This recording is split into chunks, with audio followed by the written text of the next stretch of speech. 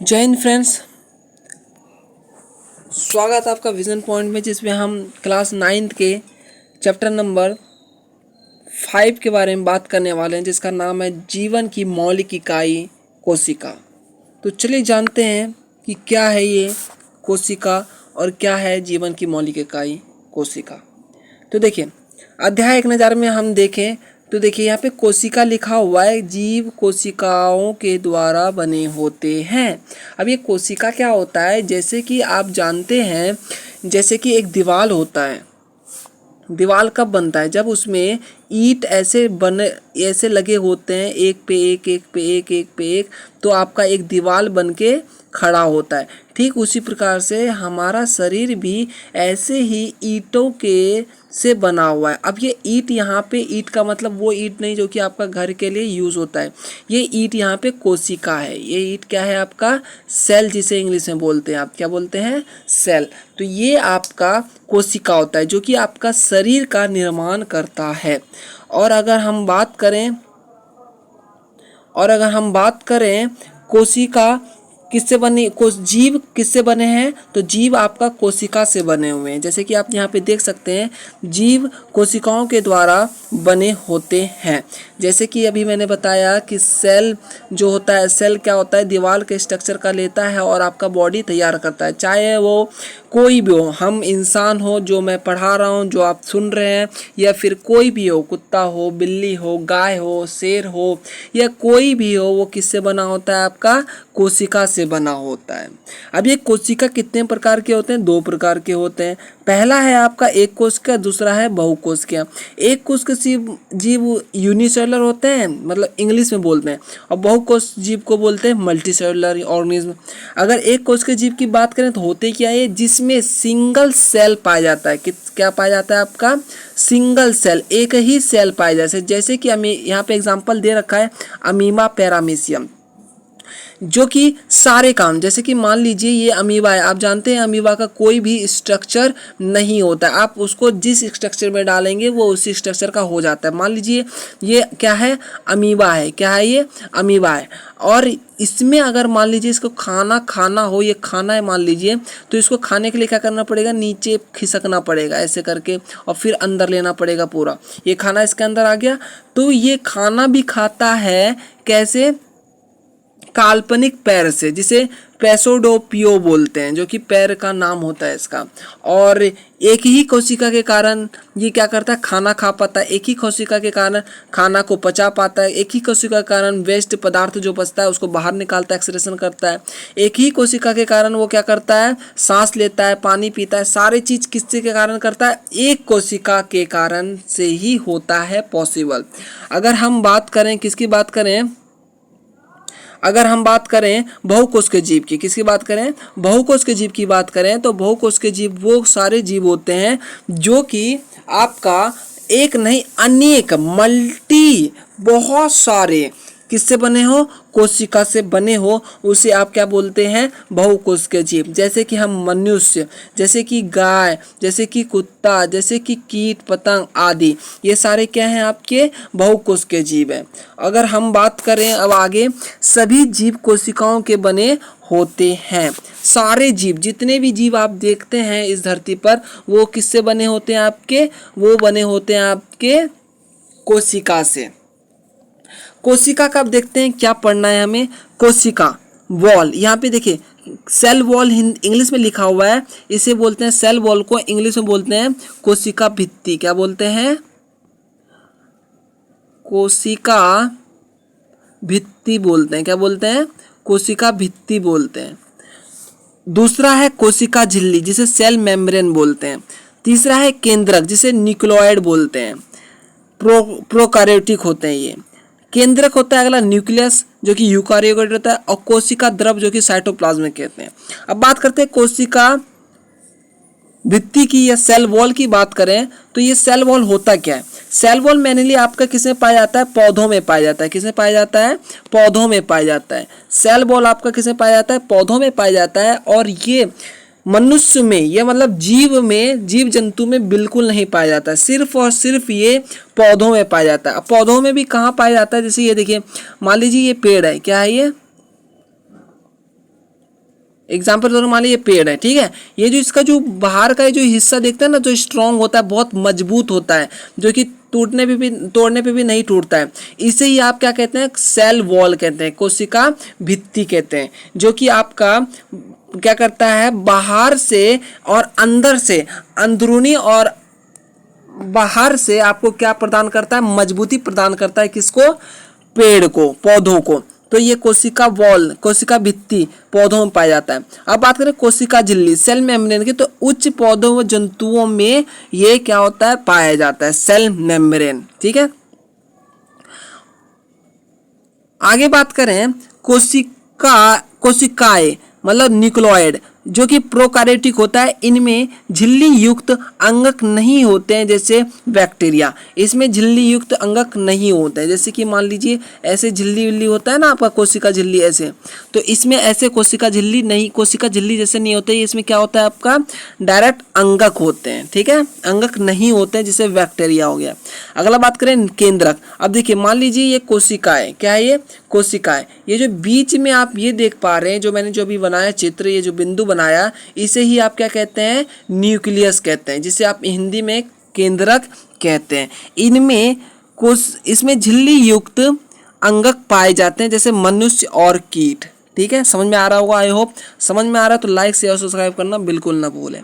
अगला है कोशिका द्रव्य, अगला क्या है, साइटोप्लाज्म। अगर साइटोप्लाज्म में कोशिका द्रव्य की बात करें तो ये अंगक होता है, जो कि आपका देखिए कैसे बटा हुआ है, अंतर्द्रव्य जालिका है आपका, उसका है गोल्जी का है, लाइसोसोम, माइटोकॉन्ड्रिया, रिक्तिका, पौधों में लवक, जंतु में तारकाय, और अंतर्द्रव्य जालिका भी दो टाइप के हैं, खुदरी अंतर्द्रव्य जालिका और चिकनी अंतर्द्रव्य जालिका। इन सब के बारे में हम डिटेल में आगे क्या करने वाले हैं, चर्चा करने वाले हैं, बस मैं ओवरव्यू दे रहा हूँ कि क्या पढ़ाने वाला हूँ। तो चलिए आगे बढ़ते हैं।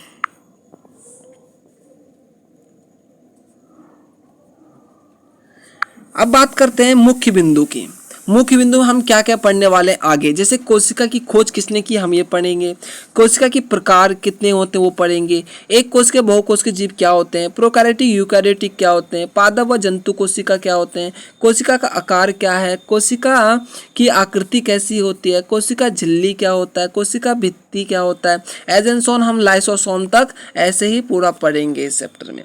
अब बात करते हैं कोशिका के प्रकार की। कोशिका आपके मेनली दो प्रकार के होते हैं, जो कि पहला लिखा हुआ है आपका पादप कोशिका, जिसे प्लांट सेल कहते हैं, और दूसरा है जंतु कोशिका, जिसे आप एनिमल सेल कहते हैं। तो पहला जो है पादप कोशिका, इसे नाम से पता चल रहा है कि जो कोशिका पौधों या प्लांट में पाए जाते हैं उसे पादप कोशिका कहते हैं, और जो कोशिका जंतु में पाए जाते हैं उसे जंतु कोशिका कहते हैं। जैसे पादप कोशिका की कुछ बात कर लें, जैसे क्लोरोप्लास्ट। ये क्लोरोप्लास्ट क्या होता है, ये वही क्लोरोप्लास्ट होता है जो कि पौधे का जो पत्ता होता है, जिसे लीव्स कहते हैं, इसे हरा रंग होता है ना आपका, हरा, ये जो हरा रंग होता है इसको बनाए रखने का काम कौन करता है, हरा रंग, क्लोरोप्लास्ट। क्लोरोप्लास्ट तो नहीं करता है, लेकिन क्लोरोप्लास्ट के अंदर क्लोरोफिल होता है, जिसके कारण ये क्या होता है आपका, ग्रीन होता है आपका लीव्स। समझ में आ रहा होगा, आई होप आपको समझ में आ रहा होगा। अब बात करते हैं रिक्तिका। इसके अंदर रिक्तिका भी होती है। आगे है द्रव पदार्थ का अवशोषण कर सकती है, द्रव पदार्थ जो होते हैं उसको अवशोषण कर सकती है। अगला है प्रकाश संश्लेषण द्वारा भोजन का निर्माण। ये क्लोरोप्लास्ट के हेल्प से ही, क्लोरोप्लास्ट में जो क्लोरोफिल होता है उसके हेल्प से ही क्या होता है, इसमें आपका प्रकाश संश्लेषण क्या हो पाता है, आपका प्रकाश संश्लेषण से अपना भोजन बना पाते हैं। अगला है कोशिका भित्ति सेलुलोज की बनी होती है। जो कोशिका भित्ति मैंने भी बताया था कुछ देर पहले कि ये मान लीजिए पेड़ है ये, तो ये जो आपका इसका जो ये है कोशिका भित्ति, ये किसका बना होता है, आपका सेलुलोज का बना होता है। और एक नंबर में क्वेश्चन आ सकता है आपके कि बताइए कोशिका जो भित्ति होती है वो किसका बना होता है, तो आप क्या बोलेंगे, सेलुलोज का बना होता है। अब बात करते हैं जंतु कोशिका। जंतु कोशिका में क्लोरोप्लास्ट नहीं होता है, रिक्तिका नहीं होती है, अधिक मात्रा में द्रव्य पदार्थ का अवशोषण नहीं कर सकती है, ठीक अपोजिट होता है इसका। इसे प्रकाश संश्लेषण नहीं होता है, कोशिका भित्ति नहीं होती है, लाइसोसोम पाए जाते हैं। समझ में आ गया आपको। जंतु कोशिका और पादप कोशिका में अंतर भी आ सकता है 3 नंबर के क्वेश्चन में। और केंद्रक यूकारियोटिक आकार का होता है दोनों में, क्योंकि ये देखिए दोनों का ये आगे मिल रहा है ना, तो बीच का है तो केंद्रक कैसा होता है, यूकारियोटिक आकार का होता है। ये यूकारियोटिक प्रोकारियोटिक क्या होता है आगे हम समझेंगे। अब बात करते हैं, कुछ पॉइंट्स हैं। देखिए, सभी जीव सूक्ष्म कोशिकाओं के बने होते हैं जिन्हें कोशिका कहते हैं। अभी मैंने कुछ देर पहले बताया जितने भी जीव हैं आपके इस धरती पर, चाहे मनुष्य है चाहे जानवर है, ठीक है, ये सभी के सभी किससे बने होते हैं, आपके सभी के सभी कोशिका से बने होते हैं, सेल से बने होते हैं। सभी जीवों में संरचनात्मक व कार्यात्मक इकाई कोशिका है। संरचनात्मक मतलब होता है संरचना जिससे होती है, बॉडी का स्ट्रक्चर जो बनता है कोशिका से बनता है, क्योंकि अभी मैंने बताया था कि जो आपका दीवार बनता है, दीवार ईंट से बनता है, एक एक ईंट मिलता है तो आपका दीवार का निर्माण होता है। उसी प्रकार एक एक कोशिका जब मिलता है तो आपका बॉडी का निर्माण होता है। उसके बाद कार्यात्मक मतलब कि जितने भी काम आपके बॉडी में होता है वो सारे काम किसके कारण होता है, कोशिका के कारण। जैसे कि मैं अब ये चित्र बना रहा हूँ तो ये चित्र भी मेरे दिमाग में आया और मेरे हाथ ने इसका क्या क्या एक्शन किया और ये चित्र बना दिया आपके सामने, तो ये सब कार्यात्मक होता है। तीसरा पॉइंट है आपका कोशिका के आकार, आकृति व संगठन का अध्ययन साइटोलॉजी के अंतर्गत किया जाता है। अगर कोशिका का आकार की बात करें, आकृति और संगठन, आकार मतलब शेप, आकृति मतलब ये भी आपका शेप ही हो जाएगा, और संगठन मतलब ऑर्गेनाइजेशन। अगर इन तीनों के बारे में अध्ययन करते हैं, आप स्टडी करते हैं, तो आप इसको क्या किसके अंतर्गत कहते हैं, साइटोलॉजी के अंतर्गत इसकी अध्ययन या पढ़ाई करते हैं। अब देखिए कोशिका खोज किसने की, सन 1965 में कॉर्क कोशिकाओं में रॉबर्ट हुक ने कोशिका को खोज की। तो कोशिका की खोज एक नंबर में आ सकता है पेपर में, किसने और कब की, तो आपको आंसर देना है 1665 में कॉर्क की कोशिका में रॉबर्ट हुक ने कोशिका को देखा, मतलब उसने खोजा। सर्वप्रथम निश्चित कोशिका को एंटोनी ल्यूवेनहाक ने देखा, ठीक है। सर्वप्रथम निश्चित कोशिका, विभिन्न लक्षणों के आधार पर कोशिका में जीव द्रव्य सॉल जेल स्थित होती है, जीव द्रव्य सॉल जेल स्थित होती है। प्रोटोप्लाज्म के विभिन्न संगठन में जल, आयन, नमक, इसके अतिरिक्त दूसरे कारण पदार्थ जैसे प्रोटीन, कार्बोहाइड्रेट, वसा, न्यूक्लिक अम्ल व विटामिन आदि होते हैं। आगे की पॉइंट की बात करें तो कोशिका सिद्धांत का प्रतिपादन जीव विज्ञान स्लीडन व स्वान ने किया, जिसके अनुसार सभी पौधे व जीव कोशिका के बने होते हैं। कोशिका जीव में की मूल इकाई है। सभी कोशिकाएं पूर्व निर्मित कोशिकाओं से पैदा होती हैं। मतलब अगर आपसे एक नंबर में क्वेश्चन आ जाता है कि बताइए कोशिका सिद्धांत, सेल प्रिंसिपल किसने दिया और उसमें क्या कहा गया, तो आपका आंसर होना चाहिए कोशिका सिद्धांत सबसे पहले स्लीडन और व स्वान ने दिया, जिसमें कहा गया कि सभी पौधे व जीव किससे बने होते हैं, कोशिका से बने होते हैं। पहला पॉइंट ये था। दूसरा है कोशिका जीव की मूल इकाई है, क्योंकि जो जीव बना होता है किससे बना होता है, सेल से बना होता है, कोशिका से बना होता है, इसलिए जीवन का मौलिक इकाई है। तीसरा है सभी कोशिका पूर्व निर्मित कोशिकाओं से बनी होती है। मतलब मान लीजिए ये अभी एक कोशिका है, ये कोशिका अभी मान लीजिए दूसरा कोशिका बना, ये कोशिका किससे बना, इससे बना, तो पूर्व निर्मित होते हैं, दूसरे पे डिपेंड होते हैं। आई होप आपको ये समझ में आ रहा होगा।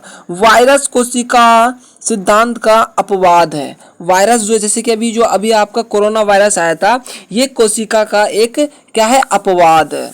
आगे हम चलते हैं तो आगे हम बात करते हैं लक्षण एक कोशिकीय और बहुकोशिकीय जीवों की। तो देखिए बात करते हैं हम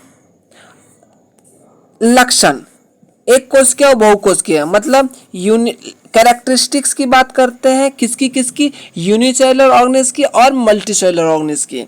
तो पहला जो लक्षण है, कैरेक्टरिस्टिक्स है, वो है आपका कोशिका संख्या, सेल नंबर। एक कोशिकीय ही होता है, एक कोशिका ही किसके अंदर होता है, कोशिका के एक कोशिकीय जीव के अंदर होता है, यूनिसेलुलर। जैसे कि आपका अमीबा, जैसे कि आपका ब्लू ग्रीन बैक्टीरिया, देखिए यूनिसेलुलर लिखा हुआ है ना, ये इसका एग्जाम्पल है। बहुकोश के जीव, मल्टीसेलुलर ऑर्गेनिज्म की अगर कैरेक्टरिस्टिक्स की पहली बात करें सेल नंबर की, तो ये अधिक मात्रा में कोशिकाएं पाई जाती है। दूसरा है कार्य, फंक्शन जिसे आप बोलते हैं, काम जिसे बोलते हैं। तो कोशिका के सभी कार्य एक कोशिका द्वारा ही किए जाते हैं। वहीं पे विभिन्न कोशिकाओं विभिन्न प्रकार की कार्य करती है, किसमें, बहुकोश के जीव में। जैसे कि मैं बोल पा रहा हूं मुंह से, समझ पा रहा हूं दिमाग से, लिख पा रहा हूं हाथ से, सांस ले पा रहा हूं नाक से, और जो आपका स्मेल ले पा रहा हूं नाक से, सुन पा रहा हूं कान से। तो ये सारे के सारे अलग अलग कोशिका अलग अलग काम करती है। कार्य का विभाजन की बात करें, डिवीजन ऑफ लेबर की बात करें, तो एक कोशिका में नहीं होता है। क्यों? क्योंकि यह एक कोश के जीव होते हैं। वहीं पे बहुकोश के जीव में विशेष कोशिकाएं विभिन्न प्रकार की कार्य करती है, जैसे कि ऊपर वाले मैंने अभी एग्जांपल दिया है। जनन, रिप्रोडक्शन की बात करें तो जनन एक कल कोशिका द्वारा ही होता है, एक नंबर में आ सकता है, या फिर पूरा ही ये आ सकता है कि एक कोशिका और बहुकोशिका में डिफरेंशिएट बताओ, मतलब अंतर बताओ। तो आपको ये चारों के चारों और ये लिखना पड़ेगा। तो जनन एक कोशिका द्वारा ही होता है, और विशेष कोशिका जनन कोशिका जनन में भाग लेती है, जैसे महिलाएं अलग पुरुष अलग। उसके बाद बात करें आयु की, लाइफ स्पैन की बात करें तो एक कोश के जीव की छोटी होती है और बहुकोश के जीव की लंबी होती है। अब बात करते हैं कोशिका के आधार पर अंतर, on the basis of the type of organisation. कोशिका के आधार पर, आधार यहाँ पे है ऑर्गेनाइजेशन। तो ऑर्गेनाइजेशन की बात करें by the type of, in the basis of the organisation, कोशिका is two types, first is the prokaryotic and second is eukaryotic. अगर कोशिका के आधार पर बात करें तो कोशिका दो प्रकार की होती है, प्रोकार्योटिक और यूकार्योटिक। और प्रोकार्योटिक क्या होते हैं, आकार में बहुत छोटी होती है, पहला अंतर। पहला क्या, आकार में बहुत बड़ी होती है। प्रोकार्योटिक क्या होता है, आपका आकार में बहुत बड़ी छोटी होती है, और यूकार्योटिक क्या होता है, बड़ी होती है। दूसरा है कोशिका का केंद्रीय भाग, न्यूक्लियोइड, न्यूक्लियर झिल्ली से नहीं ढका होता है प्रोकार्योटिक में, वहीं केंद्रक भाग न्यूक्लियर झिल्ली द्वारा घिरी होती है यूकार्योटिक कोशिकाएं। अगली की बात करें तो केंद्रक अनुपस्थित होता है प्रोकार्योटिक में, ये तो पक्का आएगा 100% स्टार लगा लीजिए कि प्रोकार्योटिक यूकार्योटिक में किसमें केंद्रक उपस्थित होती है और किसमें नहीं। तो केंद्रक अनुपस्थित अब्सेंट होता है प्रोकार्योटिक में, और यूकार्योटिक में प्रेजेंट होता है। झिल्ली द्वारा घिरे अंगक अनुपस्थित होते हैं लेकिन इसमें उपस्थित होते हैं। कोशिका विभाजन विखंडन या कोशिका विभाजन द्वारा होता है। कोशिका विभाजन माइटोसिस या मियोसिस द्वारा होता है। ये बडिंग क्या होता है आगे बात करेंगे, माइटोसिस और मियोसिस क्या होता है ये भी हम आगे की पार्ट में चर्चा करेंगे। आज के लिए हम इतना ही इसको ख़त्म करते हैं। 13 पेज का PDF है, 3 पेज को हम कवर कर चुके हैं। वीडियो 18 मिनट का बन चुका है, इसलिए इसको यहीं पे विराम देते हैं। अगले पार्ट में मिलते हैं हम। और आप इस चैनल पे नए हैं तो लाइक शेयर सब्सक्राइब करना बिल्कुल ना भूलें। अगर आपको PDF और मेरे वीडियो और मेरे समझाए हुए मेरे द्वारा समझाए गए आपको समझ में आता है तो इस चैनल को ज़्यादा से ज़्यादा शेयर कीजिए और लाइक कीजिए, सब्सक्राइब करना बिल्कुल ना भूलें। बहुत बहुत धन्यवाद आपका।